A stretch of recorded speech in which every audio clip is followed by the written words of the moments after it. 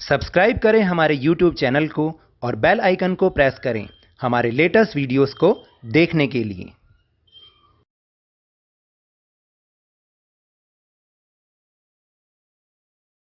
Hello and welcome to Lovneesh sir की class. आज की ये शिक्षा निदेशालय राष्ट्रीय राजधानी क्षेत्र दिल्ली की वर्कशीट नंबर 37 जो कि कक्षा 8वीं के विद्यार्थियों के लिए है। यह ली गई है गणित विषय से और इसमें आज हम समझ रहे हैं सर्वसमीका तथा उनका उपयोग। तो चलिए बिना समय गवाए शुरुआत करते हैं इस वर्कशीट की और समझने की कोशिश करते हैं। आज हम सर्वसमीका और उनके उपयोग के बारे में चर्चा करेंगे। सर्वसमीका क्या होती है? जैसे पानी और बर्फ दोनों मूल रूप से एक ही हैं, लेकिन दोनों की अवस्था अलग अलग है। इसी प्रकार एक सर्वसमीका का बायां पक्ष और दायां पक्ष अलग अलग रूप होता है, लेकिन चर के प्रत्येक मान के लिए दोनों पक्ष बराबर होते हैं। हम एक बहुपद को उसी बहुपद से अथवा अन्य बहुपद से गुणा करके प्राप्त करते हैं। उदाहरण के लिए x जमा 3 एक ब्रैकेट में और x जमा 3 यानी इन दोनों की जब हम गुणा करते हैं, ये तो हो गया बायां पक्ष और इसके सामने है x square plus 8x plus 15। तो चलिए देखते हैं कि इसमें बायां पक्ष ये हो गया और ये हो गया दायां पक्ष। अब अगर हम इसमें x की वैल्यू 6 रखते हैं और दोनों तरफ फिर हमें बराबर रखनी पड़ेगी। अगर हम दाएं पक्ष में 6 रख रहे हैं तो बाएं पक्ष में भी रखनी पड़ेगी। तो इस तरह से दोनों में अगर मान लेते हैं कि x बराबर 6 है, तो जब हम x के जगह 6 लगाएंगे तो यहाँ पर हो जाएगा 6 जमा 3 और यहाँ 6 जमा 5, तो ये हो गया 9 और इधर हो गया 11 और बीच में कोई साइन नहीं होता, जहाँ पर कोई निशान नहीं होता वो गुणा का निशान होता है। तो 11 ने 99 उत्तर आ गया बाएं पक्ष का। अब इसी तरह जब सामने हम x की जगह 6 रखते हैं तो x का स्क्वायर मतलब 6 का स्क्वायर जमा 8 गुना x, तो x 8 गुना 6 हो गया जमा 15। अब इसको आगे सॉल्व करोगे तो 6 का स्क्वायर मतलब 36 और 8 6 48 जमा 15, इन तीनों को जमा किया तो उत्तर आया 99। तो इसका मतलब क्या कि दोनों पक्ष x की वैल्यू 6 रखने पर बराबर आ जाते हैं, बायां पक्ष भी और दायां पक्ष भी। फिर अगर हम x की वैल्यू 1 रखते हैं तो बाएं पक्ष में देखिए 1 जमा 3 हो जाएगा और 1 जमा 5 हो जाएगा x, क्योंकि x की जगह हम 1 रख रहे हैं।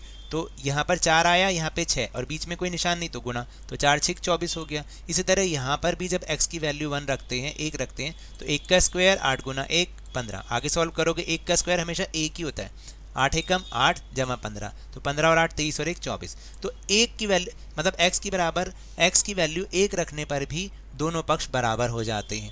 तो ये हम सत्यापन करके देखते हैं कि दोनों पक्ष बराबर हैं या नहीं। लेकिन देखो सर्वसमीका किसी भी मान के लिए सत्य है, लेकिन समीकरण के कुछ ही हल होते हैं। जैसे यहाँ पर एक समीकरण है x स्क्वायर जमा 8x जमा 15 बराबर 99। तो देखो हम x का मान 6 रखते हैं जरा, तो 6 रखने पर ये 6 का स्क्वायर हो जाएगा, ये 8 गुना 6 15, तो 6 का स्क्वायर 36 48 और 15, इनको जमा किया 99 आया। तो यहाँ तो बायां पक्ष देखिए, बायां पक्ष जो था इस अगर मैंने 6 रखा था तो इसका उत्तर भी 99 आया था, और जो दायां पक्ष था इसका उत्तर भी 99 है। तो यहाँ तो x बराबर 6 रखने पर बराबर हो गए हैं, ठीक है। लेकिन अगर हम x की वैल्यू 4 रख के देखते हैं, जैसे कि हमने सर्वसमीका में किया था कि कुछ भी रखने पर दोनों बराबर आ रहे थे, तो 4 रखेंगे तो 4 का स्क्वायर और 8 गुना 4 हो जाएगा और 15, तो 4 का स्क्वायर 16 होता है और 8 चौक 32 जमा 15, इसको तीनों को जमा किया उत्तर आया 63।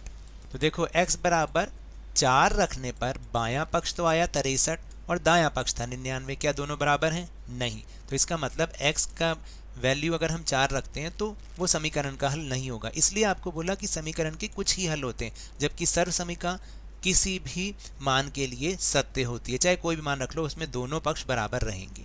तो अब देखिए आगे कुछ फॉर्मूलाज हैं, उनको हमें रटना चाहिए या कैसे भी करके इन्हें याद रखना चाहिए। तो पहला जो फॉर्मूला बनता है वो है a प्लस बी का होल स्क्वायर।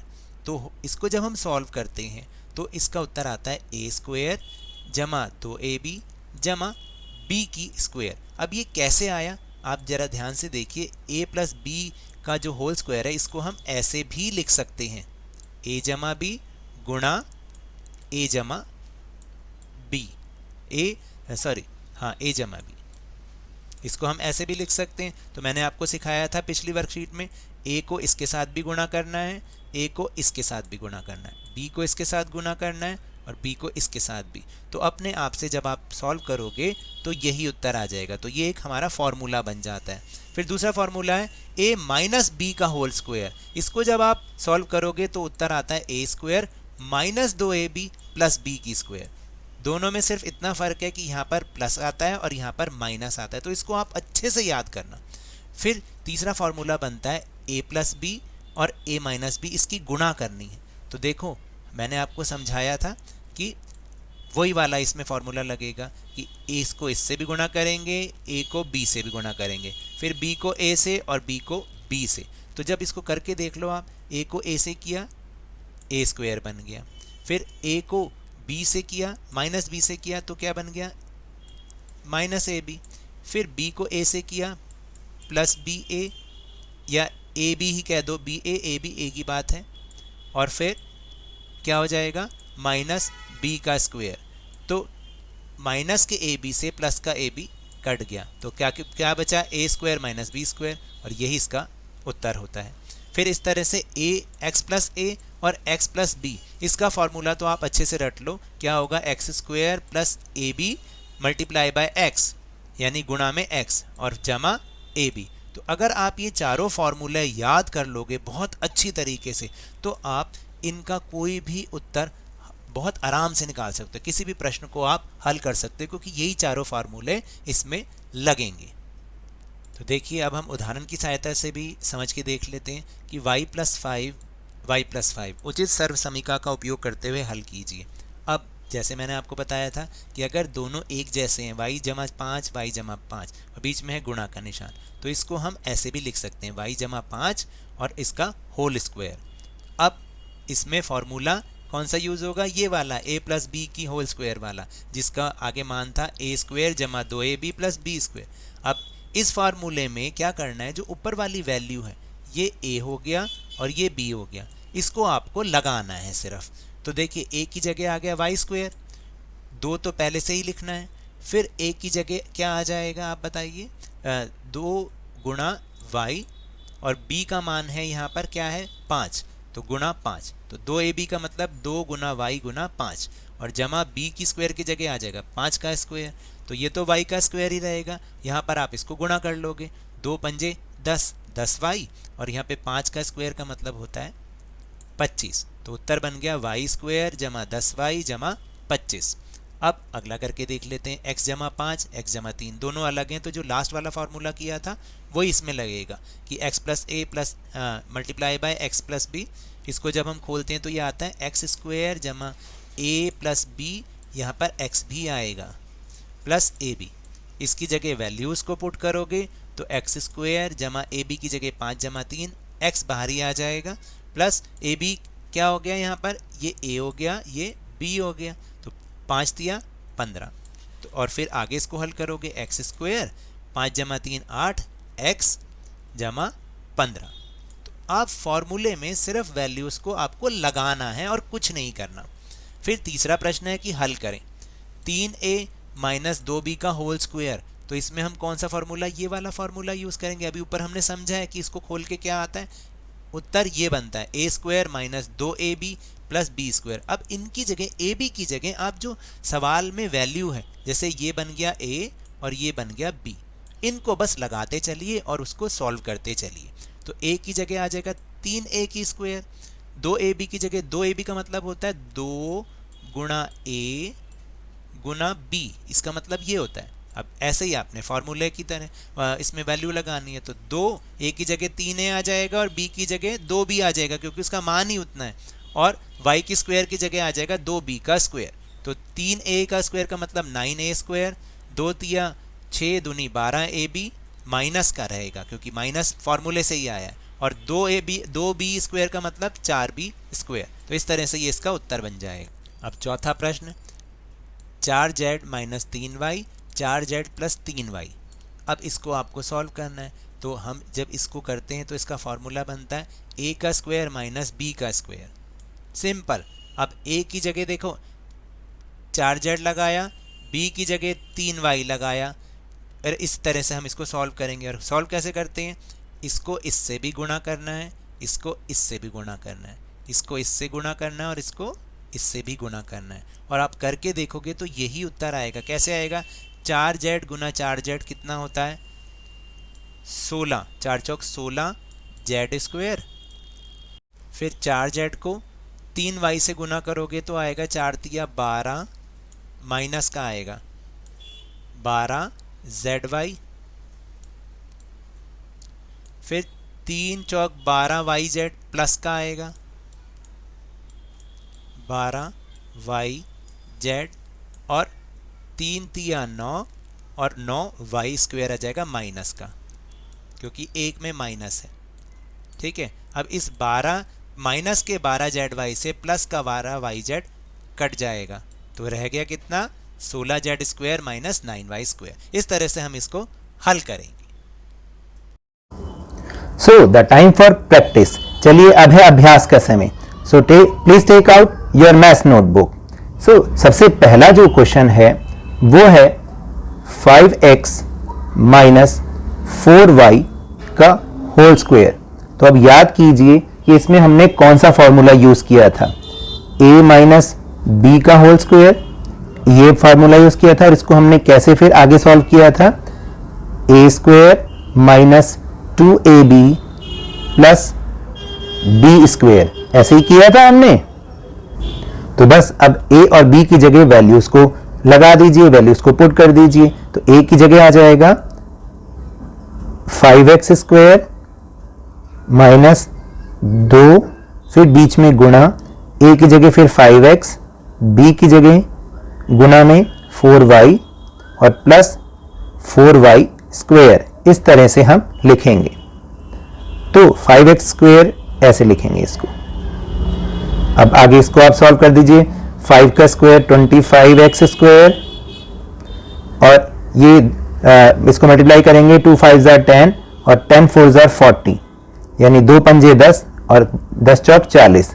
तो 40xy प्लस 4 का स्क्वायर हो जाएगा 16, यानी 16y स्क्वायर। तो ये इसका आंसर हो जाएगा। देन क्वेश्चन नंबर 2 ये है फिर दोबारा वैसे ही 2a माइनस 7b का होल स्क्वायर। इसमें भी वही सेम फार्मूला लगेगा जो अभी हमने फर्स्ट क्वेश्चन में किया। a माइनस बी का होल स्क्वायर ये होता है a square minus 2ab plus b square. बस वैल्यूज को आपने लगाना है इसके अंदर। a की जगह आ जाएगा 2a स्क्वायर माइनस 2 तो पहले सही है, a की जगह गुना 2a हो जाएगा, क्योंकि एक a का जो वैल्यू है वो 2a है और b की वैल्यू है 7b प्लस 7b स्क्वायर। इस तरह से हम इसको करेंगे और इसको आप ब्रैकेट में लिखिएगा। फिर ये हो जाएगा 4a स्क्वायर और 2 2s are 4 and 4 7s are 28 यानी 28ab और प्लस यहाँ पर जो है 7 का जो अगर हम स्क्वायर करेंगे तो कितना हो जाता है? 7 7s are 49b स्क्वायर। इस तरह से हम इसका आंसर लिखेंगे और यही इसका आंसर होगा। फिर थर्ड क्वेश्चन है 7z प्लस 3y और दूसरे ब्रैकेट में भी 7z प्लस 3y। ठीक है, अब इसको हमें सॉल्व करना है। अगर आप देखें तो इसको हम ऐसे भी कर सकते हैं 7z प्लस 3y का होल स्क्वायर। अब इसमें फिर वो फॉर्मूला लगाएंगे जो ऊपर अभी हमने सीखा, a प्लस b का होल स्क्वायर और ये होता है a square plus 2ab plus b square. इस तरह से हम करते हैं इसको। तो अब बस वैल्यूज को लगा दीजिए। यहाँ पर हो जाएगा 7z प्लस 3y का होल स्क्वायर। इसको हमें सॉल्व करना है। तो कैसे करेंगे? a की जगह अब हम रख देंगे 7z का square plus 2 multiply by a की जगह 7z मल्टीप्लाई b की जगह 3y और प्लस मैं थोड़ा सा यहाँ लिख देता हूँ, और बी स्क्वायर की जगह 3y स्क्वायर, ऐसे हमें इसको लिखना है। अब आगे इसको सॉल्व करेंगे।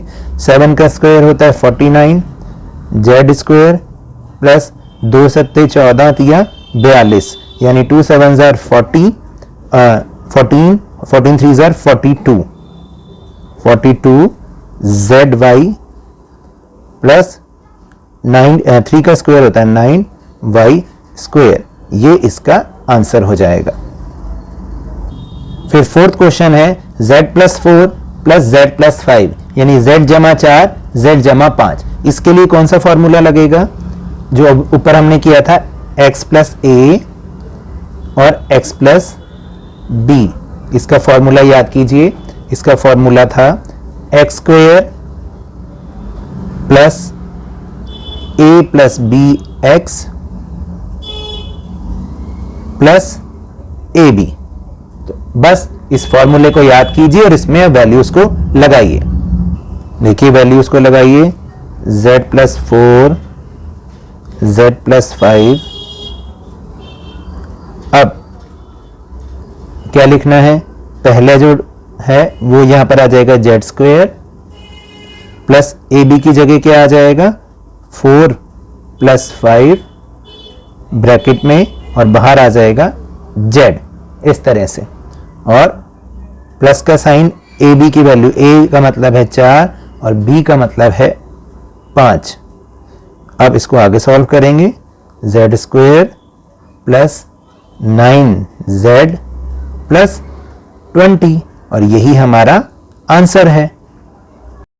तो ये तो थी आज की वर्कशीट। अगर मेरे इस तरह समझाने से आपको थोड़ा सा भी समझ में आया हो तो इस चैनल को ज़्यादा से ज़्यादा सब्सक्राइब कीजिए, लाइक कीजिए और बहुत ज़्यादा शेयर भी कीजिए। और हाँ, मेरे साथ इसी तरह आसानी से वर्कशीट को समझते रहिए, लेकिन ध्यान और मन लगाकर पूरी मेहनत और लगन के साथ ऑनलाइन ही सही पढ़ते जरूर रहिए। और अगर आपको कोरोना वायरस को हराना है तो 2 गज अथवा 6 फीट की शारीरिक दूरी का पालन करें, मास्क जरूर लगाएं, और जब भी संभव हो और जब भी उपलब्ध हो इसका टीकाकरण अवश्य कराएं, क्योंकि कोरोना को हराना है और ज़िंदगी को एक बार फिर से सुहाना बनाना है। इसी उम्मीद के साथ बहुत बहुत धन्यवाद।